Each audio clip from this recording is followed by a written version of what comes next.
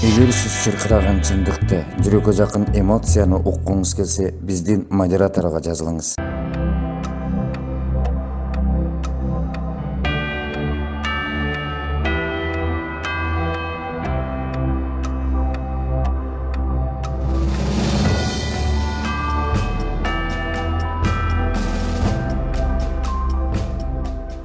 Анан олтуруп 4-5 саат ошол жерде сүйлөштүк.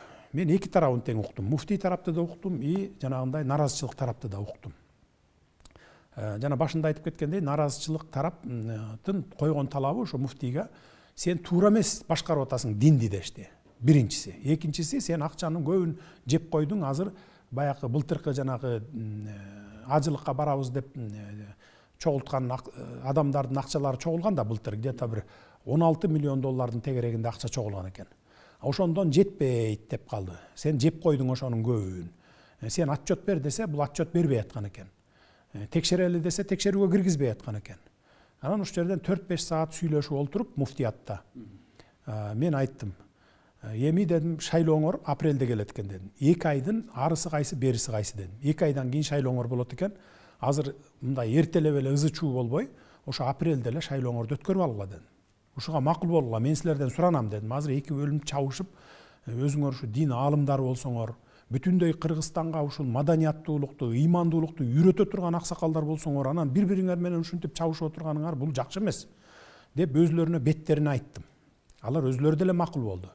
Макулсуңарбы десем, макул болду дагы, кетти. Эми бияка баягы каражат маселесинен коюп аткан претензияңар болсо, жана жеп койду, ичип койду деген претензияңар болсо, мага ишенсеңер, мен мындай бухгалтер жиберип, кассасын текшертип, анан сиздерге ушу наразы болуп аткан тарапка мен отчетун берейин дедим. Ага бир 10-15 күн убакыт керек, маган убакыт берсеңер, мен текшертип берейин дагы, анан силерге киргизбей атса, силерде мынакей Бакыт Нурдинов деген комиссиясынын төрагасы бар экен, баягы текшерүү комиссиясынын. Ушулардын ичине кошуп, баягы жиберип, баягы бухгалтерди. Анан текшертип туруп, анан силерге маалымат берели деп, ошо менен макулдашып, татынакай бири-бири менен элдешип, анан тарап кетишкен. Бул ошо инаугурациянын алды болчу, баягы датасы так эсимде жок. Тарап, анан кетишкен да. Анан мен бухгалтер жиберип, баягы ревизионный комиссиясы менен кошо текшере башташты булар. Текшере баштаганда эле чындыгында буякта жетишпегендиктер бар экен. Баягы 16 миллиондон 7 миллионун, бир 8 миллионго жакынын, 7 миллион 700 миң долларын алыптыр дагы. Булар конвертация жасап, сомго айлантып. Баягы ажылык сапарга барчулардын акчасы да бул тийилбеш керек эле да. Анан ошону 8 миллионго жакынын конвертация кылып сомго, башка банктарга баягы киреше алуу максатында процентке салышкан экен. Анан ал процентке салганда былтыр процентке салып, анан кайра аны баягы пайда көргөнчө чейин доллар эми өсүп атпайбы? 15 сомго өсүп кетиптир. Пайда көргөндөн көрмөк түгүл чыгым тартып калып атат булар. Чыгымы эле 700 миң доллардын тегереги болуп кетип атат мына. Чыгымы. Баягы пайда көрөм деп тескерисинче доллар өсүп кетти дагы, деги сомго айлантып койгон да. Анан банкка салып койгон, ал пайда көргөнчө чейин доллар өсүп кетет да, 15 сомго өсүп кетет дагы. Чыгымы бир 685.479 долларга чыгым тартып калат. Мына ушундай болот да.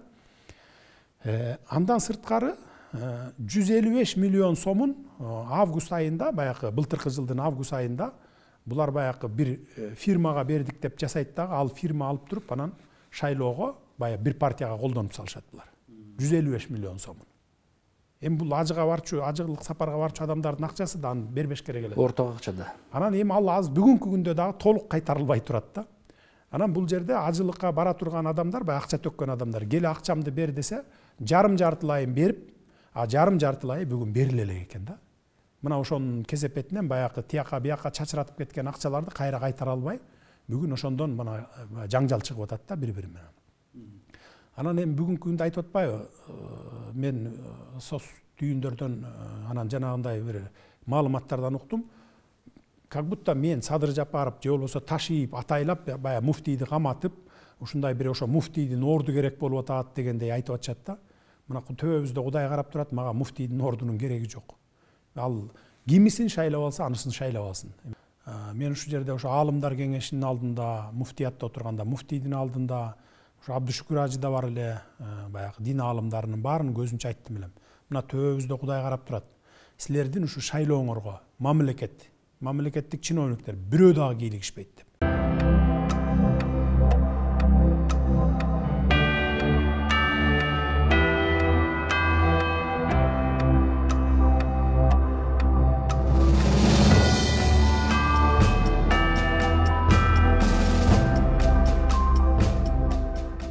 Эгер сиз чыркыраган чындыкты, жүрөккө жакын эмоцияны уккуңуз келсе, биздин модераторго жазылыңыз.